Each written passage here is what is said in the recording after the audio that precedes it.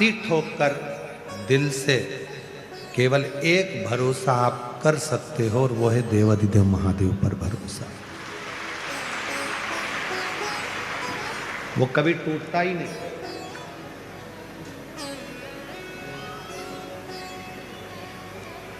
Haiti और प्रहेती में से प्रहेती एक ऐसे हैं जिनका भरोसा शिव के प्रति है।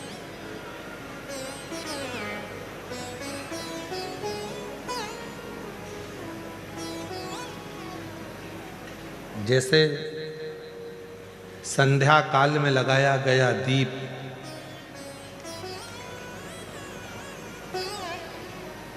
मानदेह नामक असुर का संहार कर देता,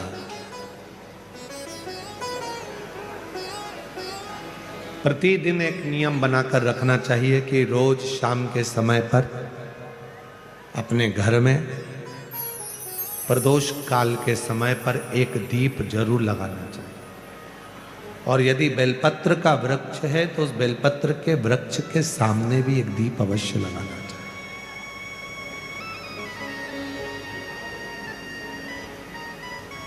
6 महीने में, 3 महीने में, 2 महीने में, 1 महीने में ऐसा नियम बनाया करो कि मुझे बेलपत्र की पूजन करो।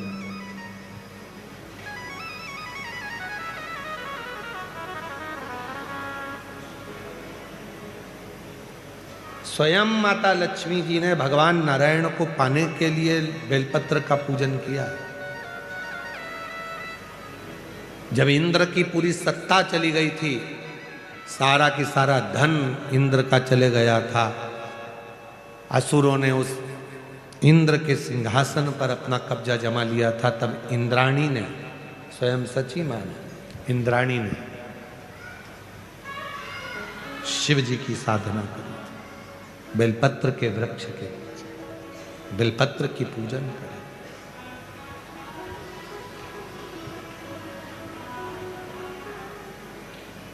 कभी दिल कर जाए तुम्हारा तो कभी महीने में, 1.5 महीने में, 2 महीने में बेलपत्र के पेड़ के नीचे जल लेकर बैठो। बेलपत्र के वृक्ष के नीचे दूध नहीं चढ़ाना, बेलपत्र के वृक्ष के नीचे दही नहीं चढ़ाना, शहद घी नहीं चढ़ाना।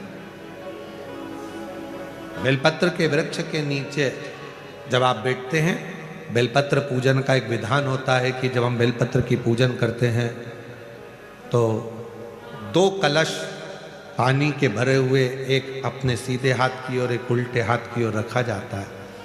पूजन की थाली बीच में रखी जाती है।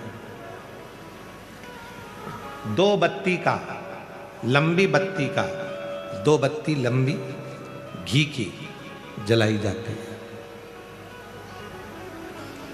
लंबी बत्ती बेलपत्र के वृक्ष के नीचे 2 बत्ती लंबी जोड़ा बनाकर उसको जलाया जाता है। फिर दोनों हाथ में कलश में जल है, बेलपत्र के वृक्ष के नीचे दोनों हाथों का जल धीरे धीरे शिव जी का स्मरण कर कर, नारायण लक्ष्मी का स्मरण कर कर, माँ आदिशक्ति गौरा का स्मरण कर कर, रिद्धि सिद्धि गणेश का स्मरण कर कर उसको चढ़ाओ। प्रार्थना करो, विनय करो, मेरे जीवन में बहुत कष्ट है, उसको मिटाना है आपको। शिव आपसे प्रसन्न होते हैं, वैसे मेरी जिंदगी भी प्रसन्न करना है आपको। जल चढ़ाकर दोनों पात्रों का थोड़ा थोड़ा जल कलश में बचा लेना है, पूरा पात्र खाली नहीं करना है, दोनों को वापस रखना है। और थोड़ी सी हल्दी पीसी हुई शिव जी के उस बेलपत्र पर लगाएं, थोड़ा कुंकुम वो भी बेलपत्र पर लगाएं। 7 दाने अक्षत के, केवल 7 दाने अक्षत के बेलपत्र को छुआकर अपनी थाली में रख लें। घर पर जब जाएं तो वो 7 दाने अक्षत के और बेलपत्र के वृक्ष में जो चढ़ा हुआ थोड़ा सा जल बचाकर लाए हो, वो घर में छींट कर 7 दाने पूरे घर में डालना प्रारंभ करें। महीने में, 2 महीने में, 3 महीने में एक बार करिए। जीवन में किसी के आगे हाथ फैलाने की जरूरत नहीं पड़ेगी, इतनी संपदा बाबा ने। इतनी संपदा है। बेलपत्र की महत्वता को लोग जानते नहीं है। एक प्रदोष की महत्वता, एक बेलपत्र की महत्वता। अभी हमने पहले भी कहा, एक कथा प्रदोष काल की रह गई है। एक बार हम दिल्ली बाच रहे थे पर वो पूरी नहीं हो पाई क्योंकि पानी आ गया था। हम प्रयास कर रहे हैं उस कथा को कुबेरेश्वर धाम पर, क्योंकि उसमें प्रदोष काल की कथा में टेंट नहीं लगता। वो प्रदोष काल की जो कथा होगी सीहोर कुबेरेश्वर धाम में, उसमें टेंट नहीं लगेगा, उसको खुले मैदान में बांचना पड़ता। आप और हम सब खुले मैदान में बैठकर प्रदोष काल में उस कथा को सुनेंगे और उसमें प्रदोष की महत्वता को जानेंगे। और हमारी तरफ से हम तो आज प्रकाश जी आपको भी, दीना भाभी जी आपको भी, दोनों को निमंत्रण दे रहे हैं। जब भी सीहोर में जब कथा हो प्रदोष काल की, तो एक दिन कम से कम आप लोग आकर उस कथा की पूजन आपको भी करना रहे। प्रदोष काल की कथा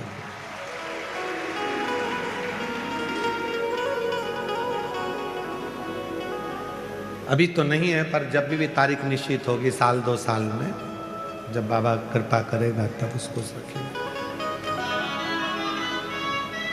पंडाल में भले तुम्हारे लिए हम सोने के लिए पंडाल लगा देंगे, पर कथा सुनने के लिए तो आपको मैदान में ही बैठना पड़ेगा, खुले आसमान।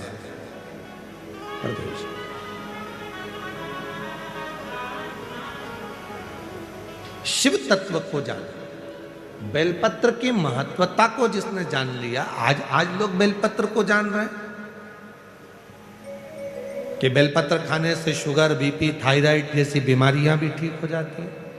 उस बेलपत्र की महत्वता को जाने। और फिर निवेदन है, आपके शरीर में कष्ट है तो बेलपत्र का सेवन करो।